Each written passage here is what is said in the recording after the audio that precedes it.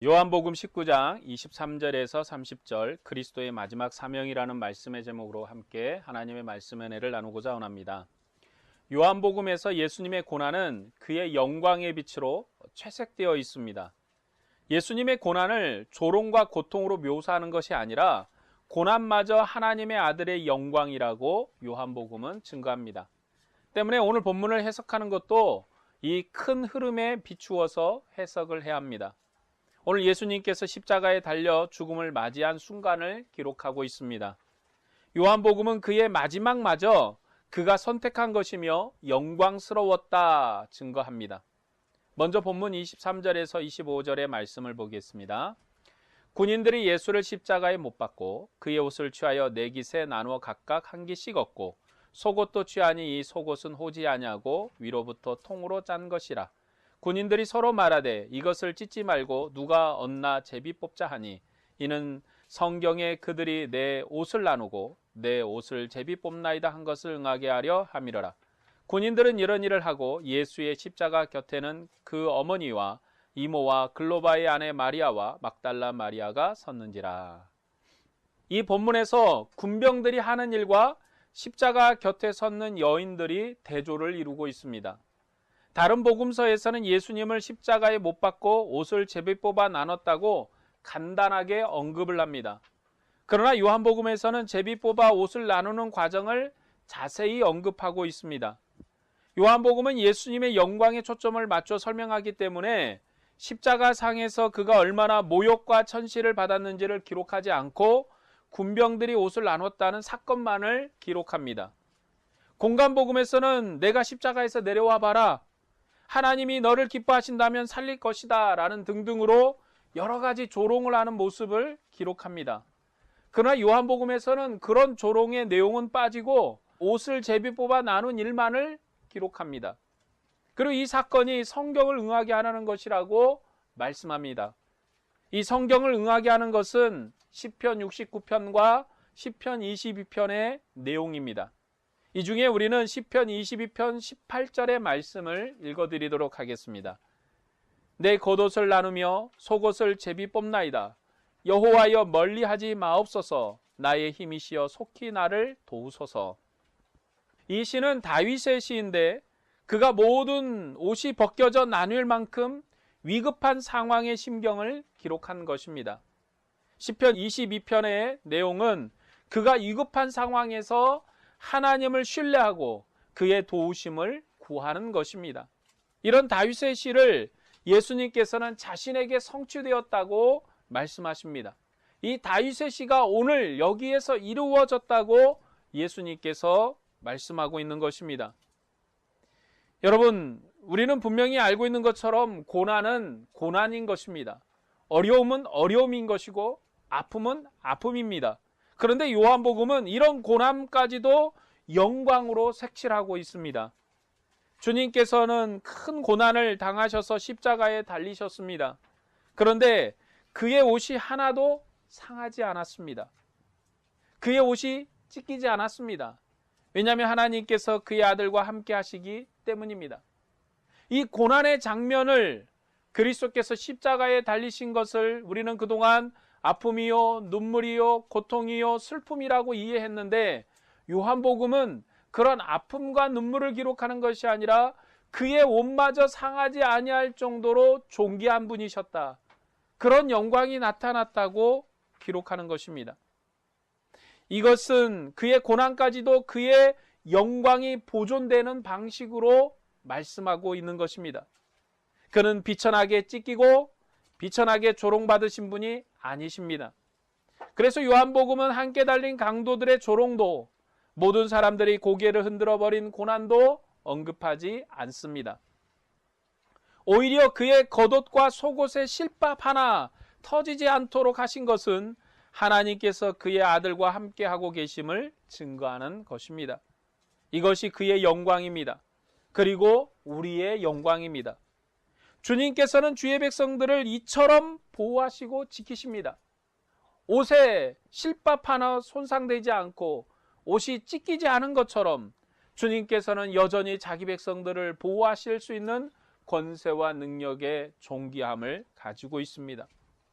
오늘 이 본문의 내용은 예수님께서 다리가 부러지지 않고 옆구리에 창만 찔렸다고 해서 그의 육체가 훼손되지 않는 부분과도 함께 연결되어 있는 부분입니다. 이제 25절을 보면 예수님의 십자가의 곁에 그 어머니와 이모와 글로바의 아내 마리아와 막달라 마리아가 섰습니다. 그리고 26절을 보면 사랑하시는 제자가 곁에 서 있습니다. 다른 복음서에서는 예수님께서 십자가에 달릴 때 여인들은 저 멀리 떨어져서 가슴을 치면서 낙심하는 모습으로 설명을 합니다. 사람들이 예수님을 십자가에 달아놓고 조롱하기 때문에 여인들은 허망해서 서서 바라보기만을 하고 있는 모습으로 기록을 하죠. 그런데 요한복음은 이 여인들이 십자가 가까이 서 있다고 증거합니다.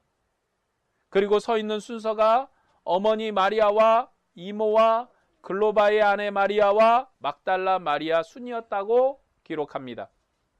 그런데 다른 복음서에서는요, 어머니 마리아의 이야기가 빠져 있습니다. 그러나 요한복음은 어머니를 제일 먼저 언급합니다. 그리고 사랑하는 제자가 그의 옆에 있었습니다.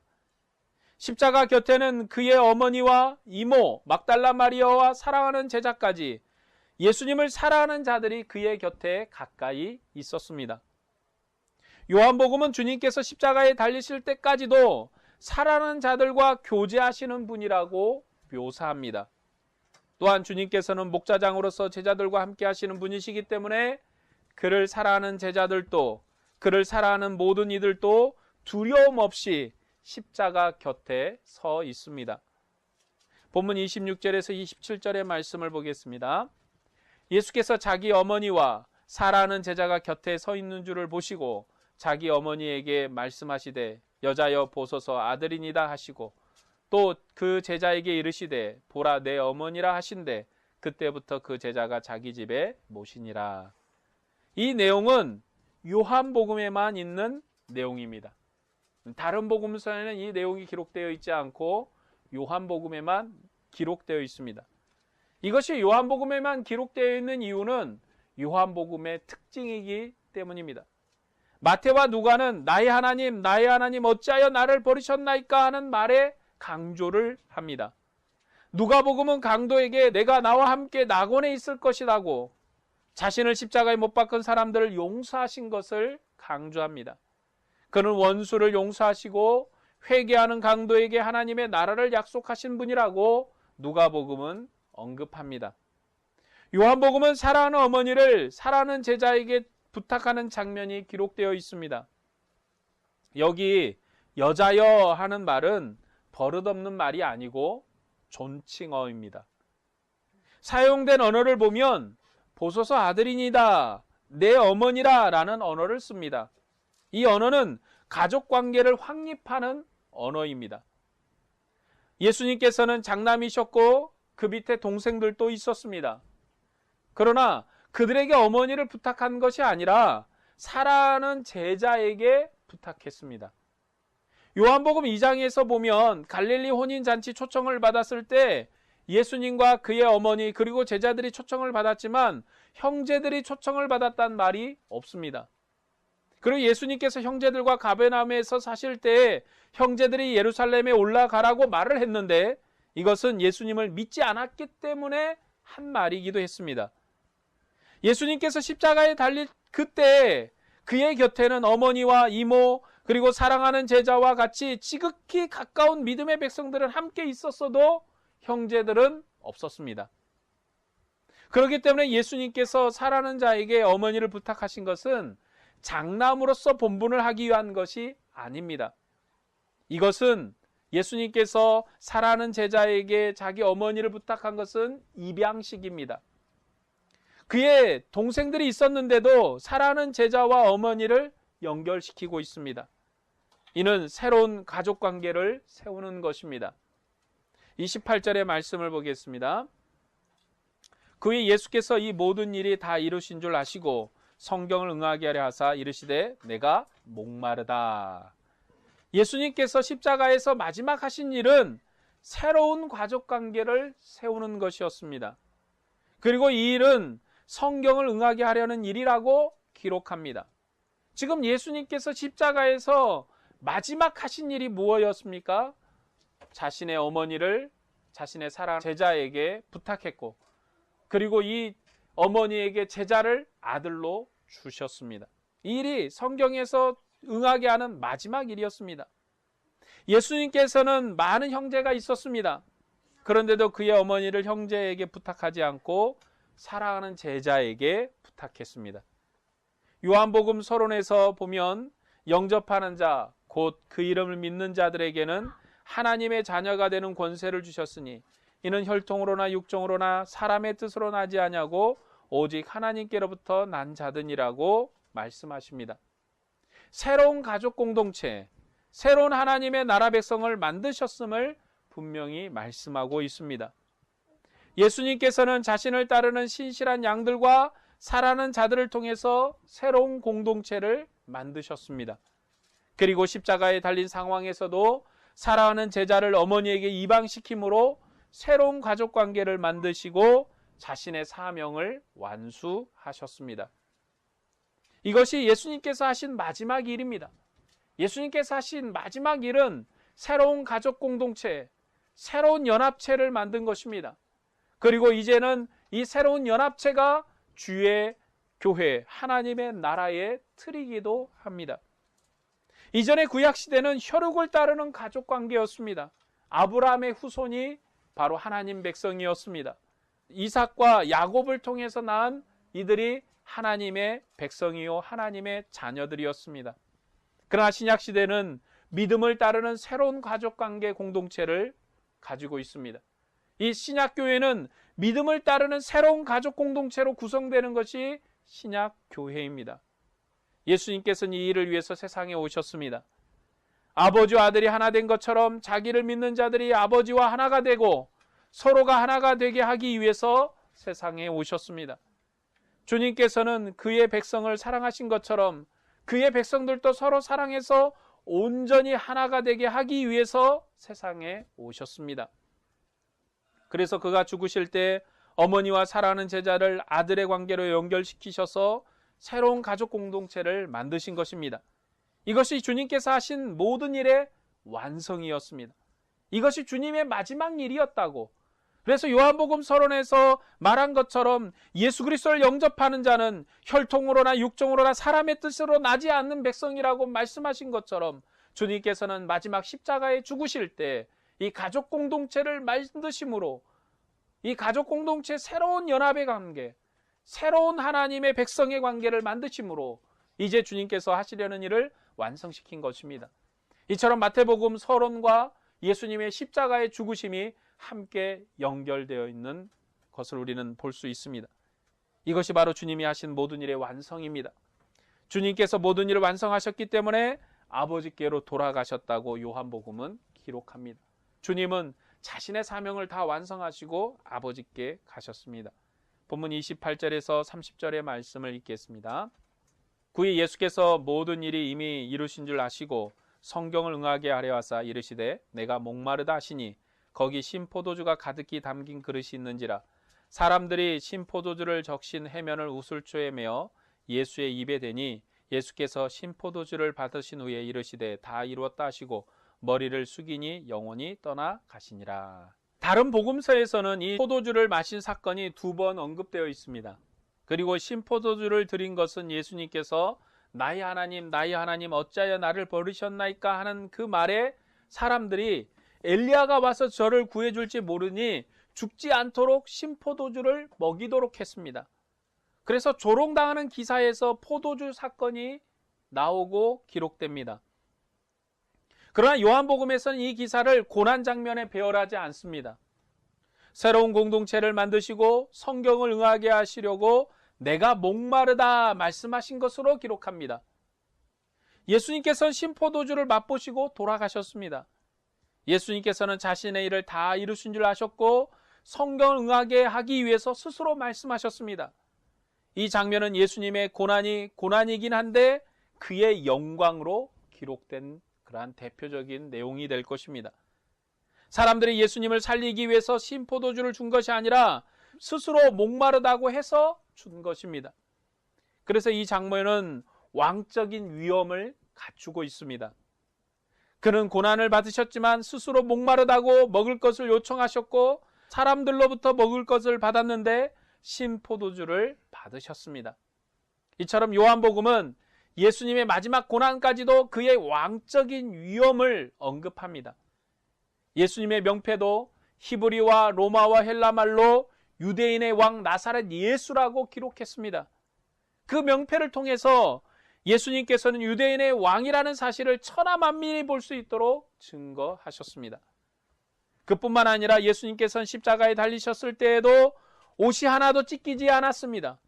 그리고 자신의 곁에 섰던 사랑하는 제자들을 새로운 가족관계로 묶으셨습니다. 그 일을 다 마치시고 그는 왕처럼 목마르다고 말씀하셨고 포도주를 잡수시고 죽으셨습니다.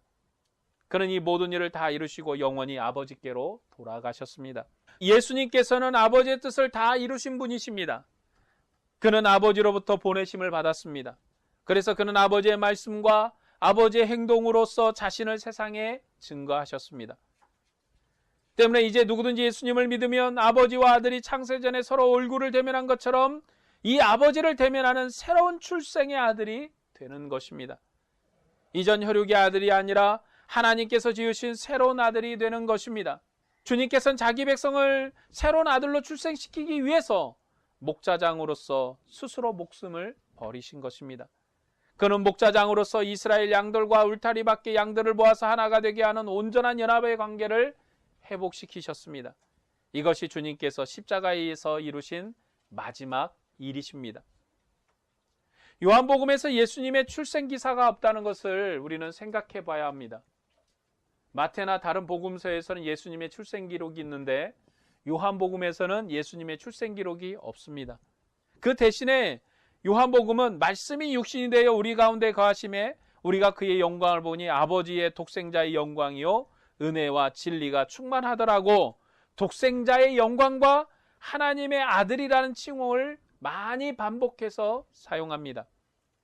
요한복음은 동정녀 마리아에게서 출생하는 것보다 그의 기원이 하늘에 있음을 강조하는 것에 더 치중하고 있습니다.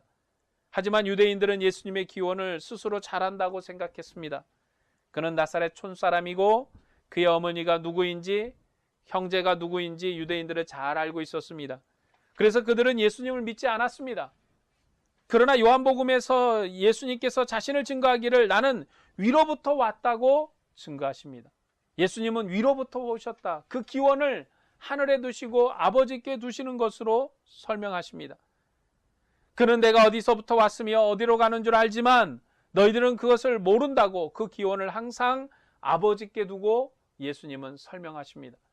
주님의 기원은 아버지께 있습니다. 그는 아버지로부터 왔고 아버지의 일을 하셨고 아버지의 말씀을 하신 분이십니다. 구약시대에 이삭이라는 인물이 어떤 의미로 독생자 같은 의미를 가지고 있습니다. 왜냐하면 하나님께서 친히 사라의 태를 통해서 약속의 씨를 주셨기 때문에 그는 하나님께서 출생시킨 새로운 인류의 조상이었습니다. 구약은 혈통을 따르는 인류로 세워졌습니다. 하지만 예수님께서는 하나님께 홀로 출생하신 분이십니다. 그는 위로부터 오셨습니다. 그는 혈통으로 세워진 인류가 아니라 하늘에 속한 새로운 인류의 조상이 되기 위해서 오셨습니다. 그는 독생하신 하나님이십니다. 그래서 그는 이 땅에 오실 때도 홀로 출생하신 분이십니다. 그래서 요한복음은 창세전에 독생하신 하나님, 하나님의 품속에 계신 독생하신 하나님이라고 예수님을 증거합니다. 예수님은 요한복음 처음부터 이 땅에 마리아의 태를 통해서 나신 분이 아니라 하늘로부터 오셨고 새로운 출생을 주시러 오셨고 새로운 인류를 창조하시고 새 백성을 이루시기 위해서 이 땅에 오신 것입니다. 이제 예수님을 믿으면 혈통을 따르는 출생이 아니라 하나님께서 친히 세우신 출생, 새로운 인류로서 출생하는 것입니다. 예수님을 독생하신 하나님으로 믿으면 누구든지 그와 함께 하나님이 지으신 새로운 아들이 되는 것입니다. 예수님의 마지막 일은 자신의 어머니에게 사랑하는 제자를 입양시키는 것이었습니다.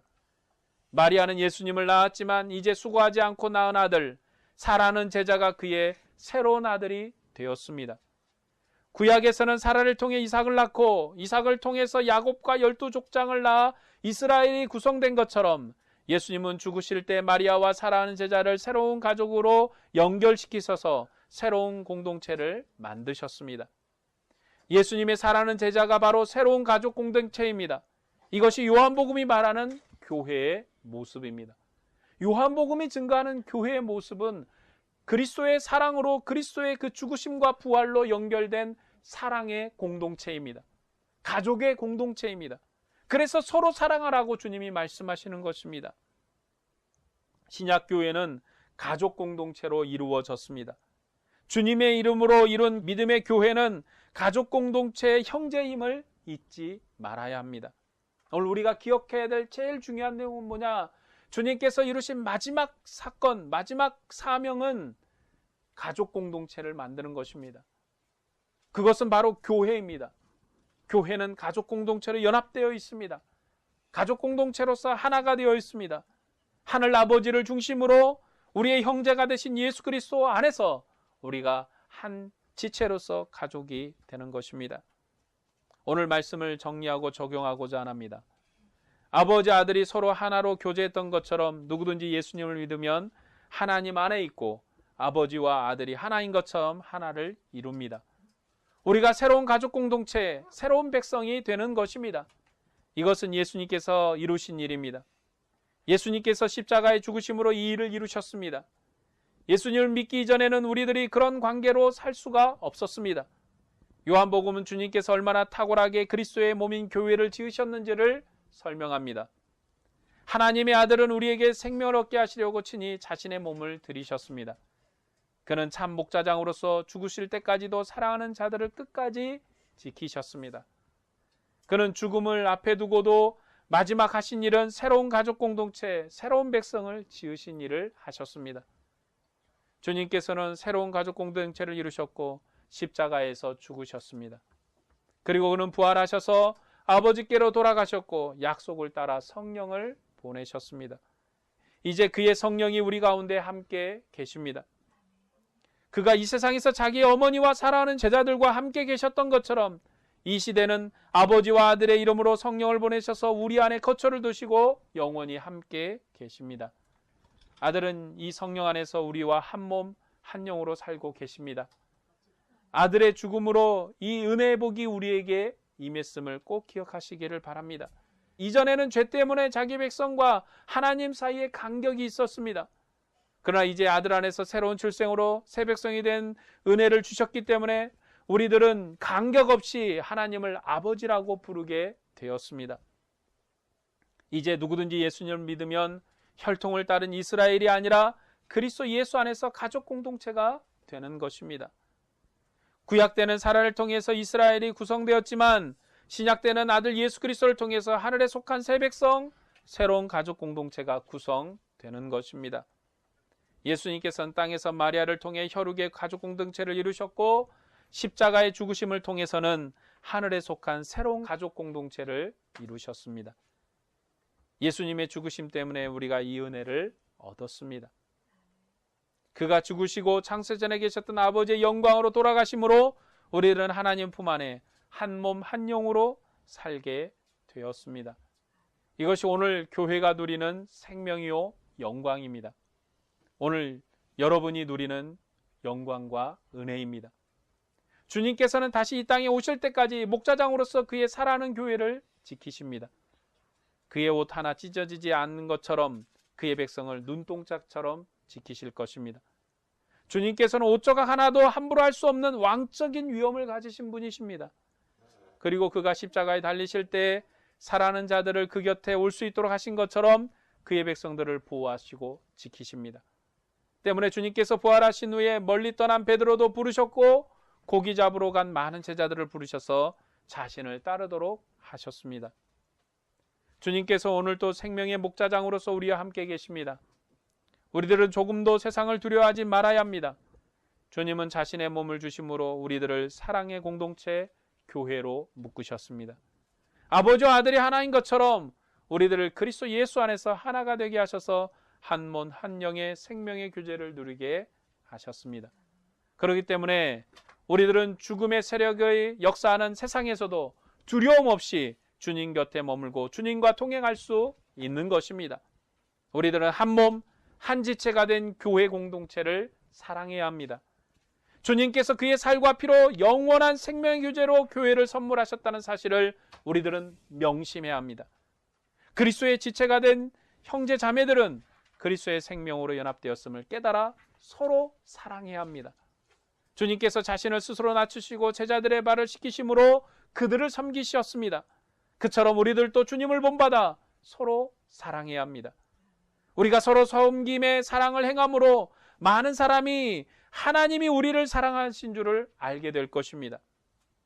우리가 서로 사랑하는 것이 복음 증거자의 삶을 사는 것입니다. 오늘 이 시대에 우리는 이 말씀을 더 귀를 기울이고 들어야 됩니다. 교회가 핍박당하고 교회가 조롱당하는 이 시대에 우리는 이 말씀을 더 신중하게 받아들여야 됩니다. 왜 세상이 하나님이 없다고 고백합니까? 우리의 사랑이 없기 때문입니다. 우리가 복음 증거자로 산다는 것은 우리가 복음 전도지를 전하고 예수 그리스도를 가르치는 것이 우리의 복음 전도자의 사명이 다가 아니라 우리가 서로 사랑함으로 우리 안에 하나님이 계신 줄, 우리가 그리스도인 된 줄을 세상이 알게 될 것입니다.